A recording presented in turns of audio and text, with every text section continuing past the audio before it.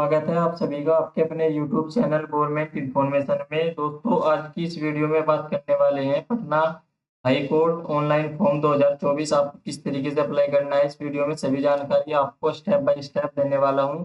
तो चलिए दोस्तों, बिना किसी देरी के वीडियो को शुरू करते हैं। सबसे पहले आपको ऑफिशियल जो वेबसाइट है, यहाँ पर आपको मैं इसका लिंक आपको डिस्क्रिप्शन में दे दूंगा, वहां से जाके आप ऑनलाइन आवेदन कर सकते हैं। सबसे पहले आपको यहाँ पर आपको तीन ऑप्शन नजर आएंगे। सबसे पहले आपको new registration, forget registration number and password. अगर आपने पहले से रजिस्ट्रेशन कर लिया है तो यहाँ से आप फॉरगेट कर सकते हैं। उसके बाद दोस्तों यहाँ पर आपको पेमेंट वेरिफिकेशन का ऑप्शन आपको देखने को मिल जाता है।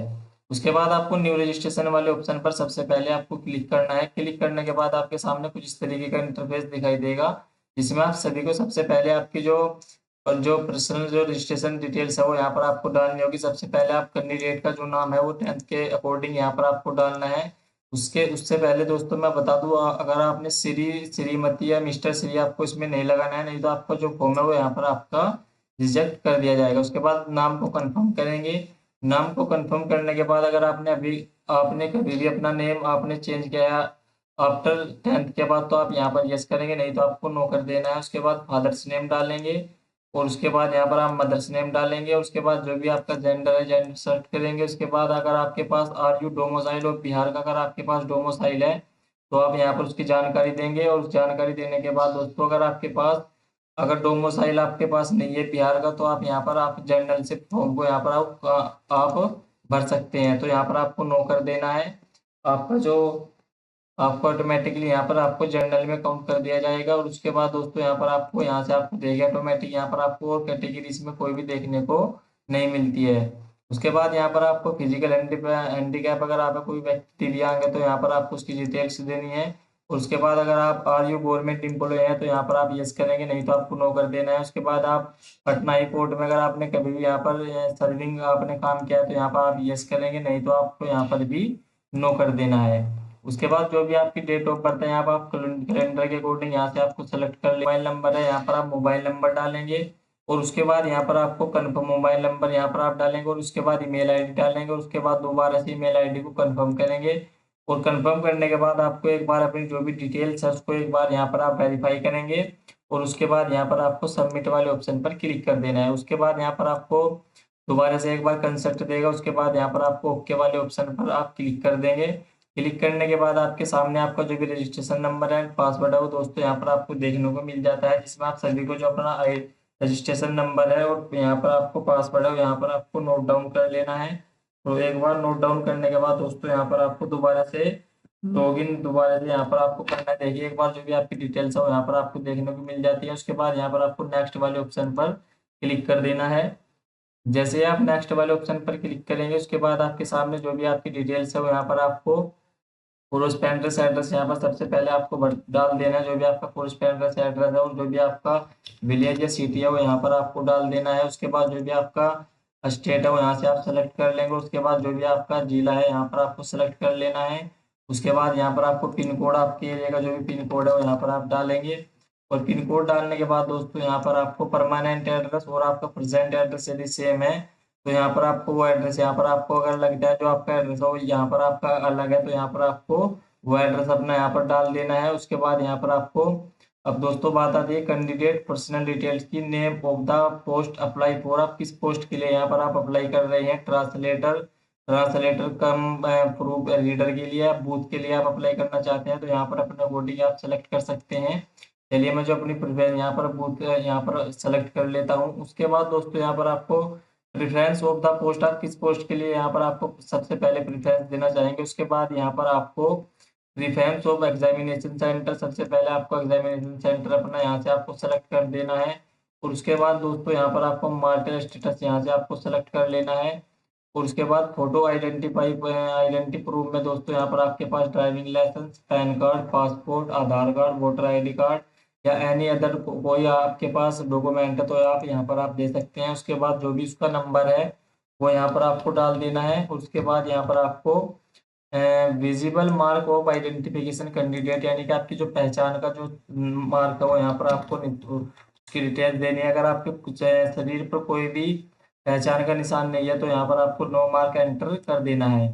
उसके बाद दोस्तों यहाँ पर आपको एडिशनल डिटेल्स डालनी है, जिसमें आपको यहाँ पर आपको क्रिमिनल केस अगर आपके खिलाफ कभी हुआ है तो यहाँ पर आपको यस करना है, नहीं तो आपको यहाँ पर नो कर देना है। उसके बाद यहाँ पर आपको वेदर FIR आपके पास आपके खिलाफ कभी FIR हुई है तो यहाँ पर आपको यस कर देना है, नहीं तो यहाँ पर आपको नो कर देंगे। उसके बाद दोस्तों यहाँ पर आपको वेदर टेलर आर्मी में अगर आपने कभी भी यहाँ पर आपने काम किया है तो यहाँ पर आपको यस करना है, नहीं तो आपको नो कर देना है। उसके बाद अगर आपके पास NCC का जो बी सर्टिफिकेट होता है वो अगर आपके पास है तो यहाँ पर आप यस करेंगे, नहीं तो आपको यहाँ पर भी नो कर देना है। और उसके बाद यहाँ पर दोस्तों आपको सबमिट वाले ऑप्शन पर क्लिक कर देना है। दोस्तों यहाँ पर आपके सामने जो 10th की जो डिटेल्स है वो यहाँ पर आपको देखने को मिल जाती है, जिसमें आप सभी को सबसे पहले जो स्कूल का नेम है वो यहाँ पर आपको डाल देना है। उसके बाद यहाँ पर आपको जो भी आपका बोर्ड का नेम है वो यहाँ पर आपको डाल देना है। उसके बाद जो भी आपका पासिंग ईयर है दोस्तों वो यहाँ पर आपको वो डाल देना है। और उसके बाद स्कीम ऑफ मार्किंग आपको परसेंटेज या CGPA आपने आपको इसमें आया है तो यहाँ पर आप अपने अकॉर्डिंग सेलेक्ट करेंगे। उसके बाद आपको कितने अंक यहाँ पर इसमें प्राप्त हुए हैं तो यहाँ पर आपको वो डाल देना है। और उसके बाद यहाँ पर आपको मैक्सिमम मार्क्स आपके कितने थे वो यहाँ पर आपको डाल देना है, और परसेंटेज यहाँ पर आपका ऑटोमेटिक कैलकुलेट कर लिया जाएगा। उसके बाद आपको डिवीजन यहाँ से आपको सेलेक्ट कर लेनी है, फर्स्ट सेकंड थर्ड। और उसके बाद यहाँ पर आपको इंटरमीडिएट की जो भी जानकारी है दोस्तों वो यहाँ पर आपको सेलेक्ट कर लेनी है। स्ट्रीम आपने आर्ट कॉमर्स साइंस या आपने अदर्स किसी सब्जेक्ट से पास किया है, जानकारी यहाँ पर आपको फिल कर देनी है। उसके बाद जो भी आपका स्कूल का जो भी नाम है यहाँ पर आपको वो डाल देना है। और उसके बाद दोस्तों जो भी आपका बोर्ड का नाम है वो यहाँ पर आपको डाल देंगे। और उसके बाद जो भी आपका पासिंग ईयर है वो यहाँ पर आपको डाल देना है। और पासिंग ईयर डालने के बाद यहाँ पर आपको स्कीम ऑफ मार्किंग यहाँ पर आपको सेलेक्ट कर लेनी है, कितने मार्क्स आपको यहाँ पर आए हैं तो यहाँ पर आपको वो सेलेक्ट कर लेना है, कितने में से आपने प्राप्त किए हैं वो यहाँ पर आपको सेलेक्ट कर देना है।